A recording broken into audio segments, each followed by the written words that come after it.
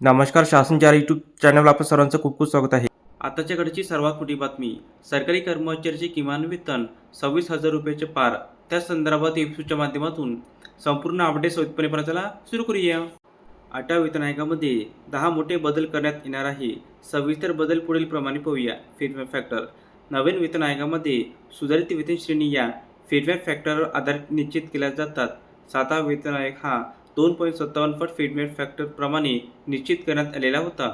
आता 8वा वेतन आयोग हा 3.68 पट फीडबॅक फॅक्टर प्रमाणे निश्चित होण्याची शक्यता व्यक्त केली जात आहे. किमान वेतन. 7व्या वेतन आयोगानुसार किमान वेतन हे 18,000 रुपये इतके निश्चित करण्यात आलेली होती. तर आता 8व्या वेतन आयोगानुसार सदर किमान वेतन हे 26,000 ते 30,000 दरम्यान असेल. पदोन्नती पद्धतीमध्ये बदल.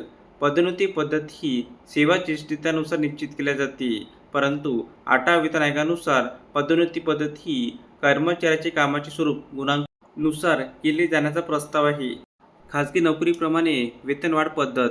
दरवर्षी सरकारी कर्मचाऱ्यांना जुलै अथवा जानेवारी महिन्यात वार्षिक वेतनवाढ अनुज्ञेय आहे, परंतु खाजगी क्षेत्रामध्ये कर्मचाऱ्याच्या कामाच्या स्वरूपानुसार वेतनवाढ अनुज्ञेय केली जाते.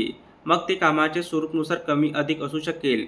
त्यामुळे सरकारी कर्मचाऱ्यांना अधिक प्रभावशाली कामाकरिता अधिक वेतनवाढीचा लाभ मिळू शकेल. पेन्शन पद्धतमध्ये सुधारणा केली जाणार आहे. ग्रेड पे पद्धतमध्ये अपडेट करण्यात येईल. घरभाडे भत्ता, वाहन भत्ता व इतर देय भत्त्यामध्ये मोठी सुधारणा.